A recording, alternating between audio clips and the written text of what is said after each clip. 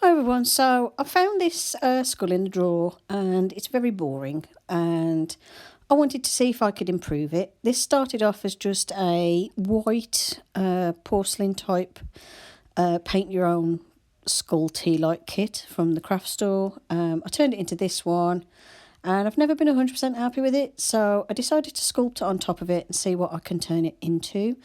I was thinking of making like a sort of another monster skull type thing, so I thought, well, I'll see what I can do with this. I've sped up the footage because it took me 40 minutes to make this, and obviously I don't want a 40-minute video because no one's going to watch that, so don't worry, this video is not very long.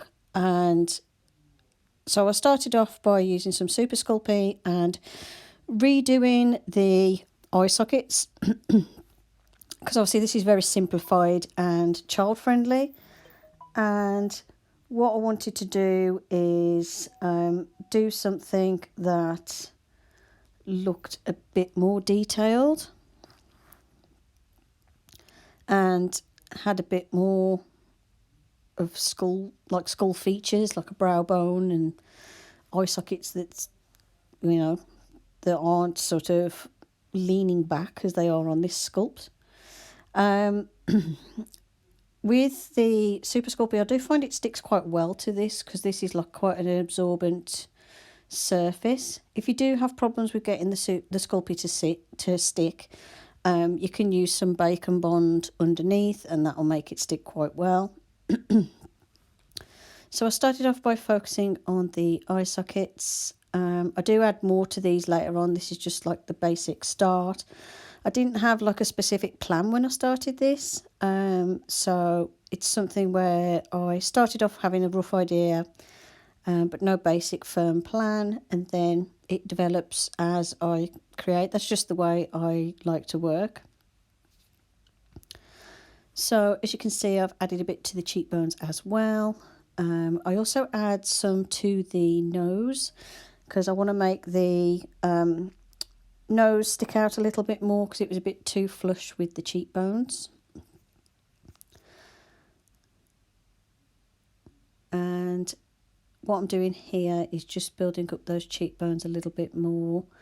I don't mind if there's any sort of lines or ridges in because that's going to add to the texture of the piece later on, but where there's just any joins in the clay or between the clay and the original piece, I'll make sure they're nice and smooth so they blend in really, really well.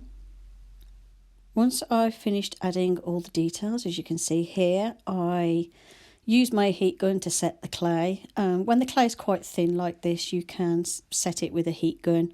You just hold the heat gun on it for about sort of 10 minutes or so. So once I let everything cool down, because obviously it was too hot to touch, then I could paint the base coat on. I chose black because it's works quite well with the airbrushing technique that I use, and I wanted it to sort of look almost like it's made of stone type of thing, so I needed like a black base. And also the black will cover up any existing colour on the rest of the skull from the previous sort of paint job. And it blends in where the clay's been sculpted to the main body of the skull.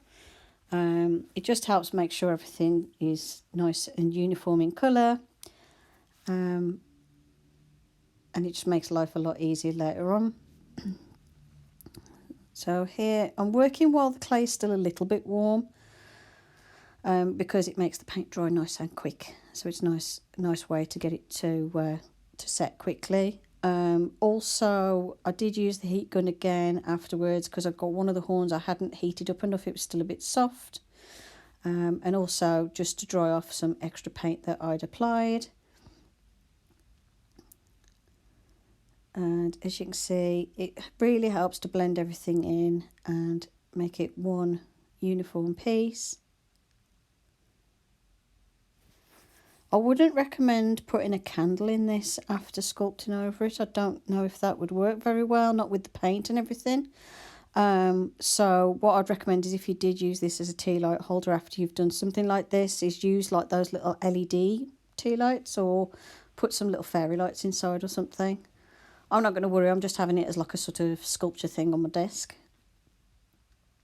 As I'm going along drying it, I'm using a heat gun, and that's where I discovered the one horn hadn't quite set. So here I'm focusing the heat on it to make sure it sets, and I'm also using the heat gun to dry the paint on the rest of the piece so that I can dry brush the second layer on and show the final details.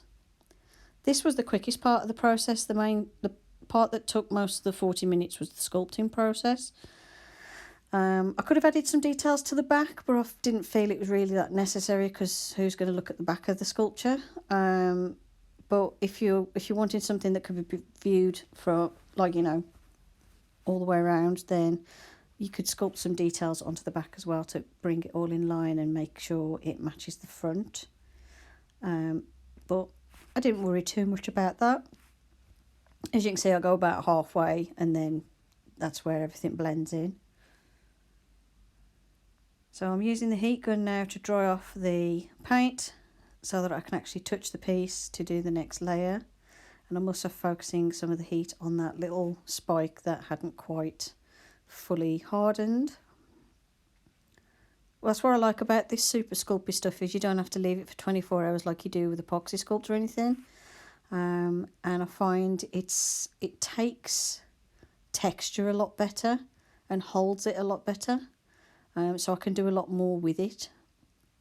And, like, you know, if I hadn't used the heat gun, I could have just baked this in the oven for like sort of 15 minutes. It would have been just, you know, nice, you know, rock hard either way. And I like how obviously you can get it to set so you can actually paint your sculpture the same day, which I like to. If I do a project like this, I like to get it all finished on the same day, unless it's something bigger, and then I don't mind it taking a couple of days. So here what I'm doing is I'm just dry brushing some white over the top. Basically, I've applied the whites to my brush, wiped off the majority of it, so there's just a barely any trace of paint left on my brush.